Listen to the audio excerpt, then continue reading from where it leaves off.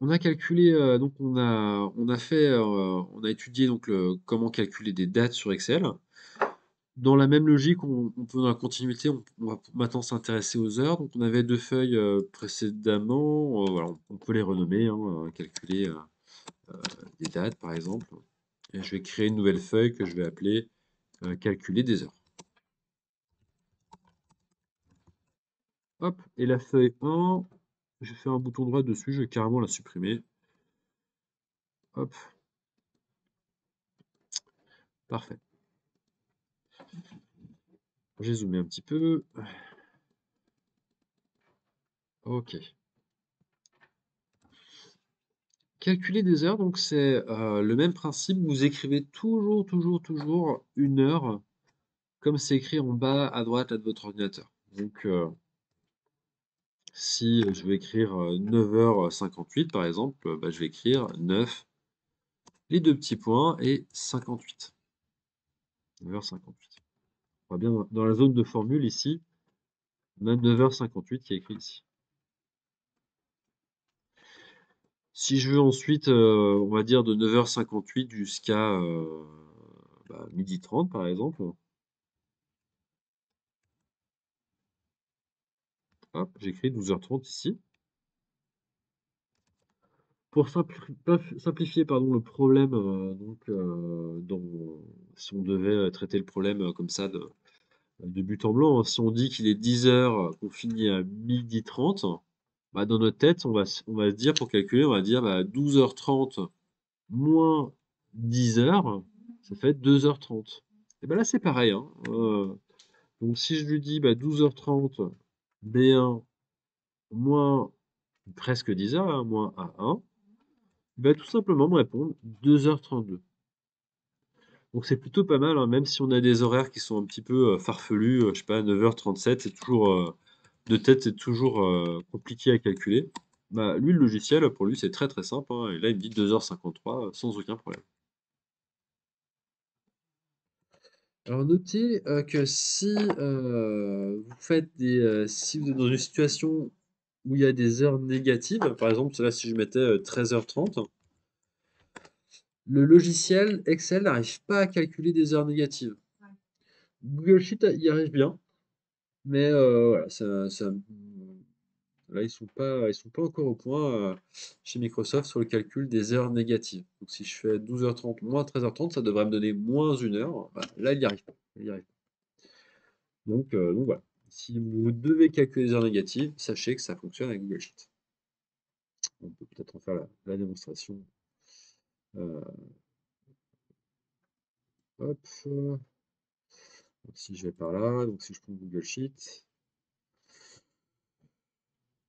si j'écris donc là je vais par exemple j'ai 12 heures ici et j'ai 13 heures là. Si je dis ça moins ça, il y arrive parfaitement et il va me dire n'importe quoi. Donc là c'est un problème de format de cellule. Format de cellule. Donc dans Google Sheet c'est par ici. Heure, une durée, tiens voilà. Est-ce que ça fonctionnerait comme ça? Voilà, moins une heure.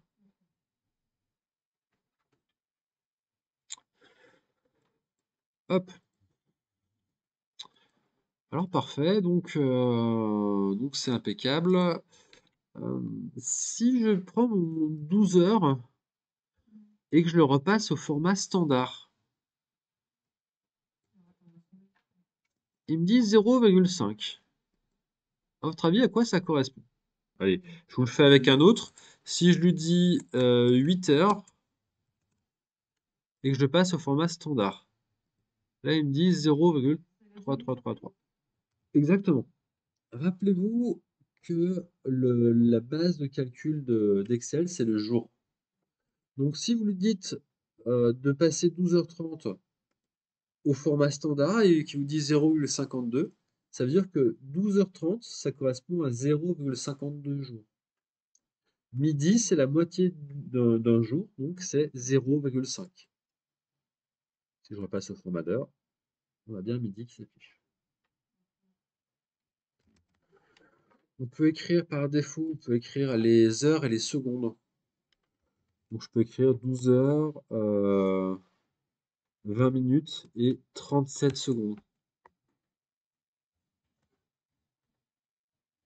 On voit bien ici dans la zone de formule en haut, on peut tout à fait calculer les secondes sans aucun problème, hein.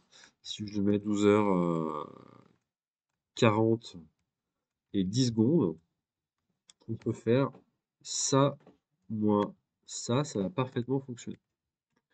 19 minutes et 33 secondes. Bien. Alors, on va faire un dernier petit truc sur les heures on va un petit peu anticiper sur notre prochain chapitre sur l'incrémentation. On va donc écrire ici lundi. Et là, au lieu d'écrire tous les jours de la semaine, je vais incrémenter. Regardez bien comment je vais faire. Je me mets en bas à droite de la cellule. Vous voyez ma petite... pour sélectionner, je me mets bien au centre, hein. Si je veux sélectionner tout ça, si je veux sélectionner tout ça, je me mets bien au centre. Si je veux incrémenter, je me mets en bas à droite de la cellule. Vous voyez ma croix, elle devient noire. Mon curseur, pardon, ça devient une croix noire. Là, je fais un bouton gauche. Et regardez là, si je descends vers le bas, on va voir jeudi, vendredi, samedi, dimanche. Donc il nous fait toute la semaine, il a incrémenté d'un jour à chaque fois. Alors voilà, admettons que je travaille donc, on va dire 8 heures le lundi, 8 heures le mardi, 8 heures le jeudi, 8 heures le vendredi et tiens, 4 heures le mercredi, admettons. D'accord? 0 heure le samedi et 0 heure le dimanche. Admettons. Maintenant, on va faire un petit total du nombre d'heures qu'on travaille. Juste en dessous.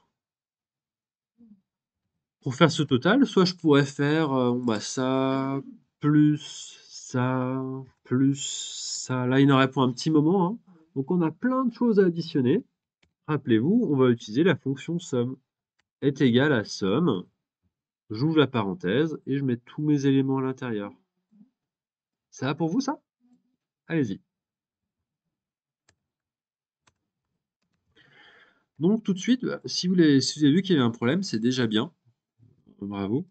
On a un petit souci là en fait, il met 12 heures, donc si je regarde mon planning, je me dis, 8 heures le lundi, 8 heures le mardi, ça fait 16 heures, donc 16 heures, 24, 24 donc 32, ça devrait faire 36 heures vraiment. En fait, le logiciel ici, quand il est arrivé à 24 heures, il est revenu à 0, comme une montre, qui va jusqu'à 24 heures, qui revient à 0. C'est un problème de format de cellule. Si vous êtes dans ce cas de figure, il va falloir que vous pensiez à changer le format de cellule. Le format de cellule, alors ici, si je regarde par ici, il n'y a pas forcément, c'est simplement des raccourcis, hein, les principaux formats utilisés. Et manque de bol, il y a pas le format qui nous intéresse. Alors, et là, ça c'est vrai, hein, pour OpenOffice également, pour LibreOffice, pour les autres tableurs.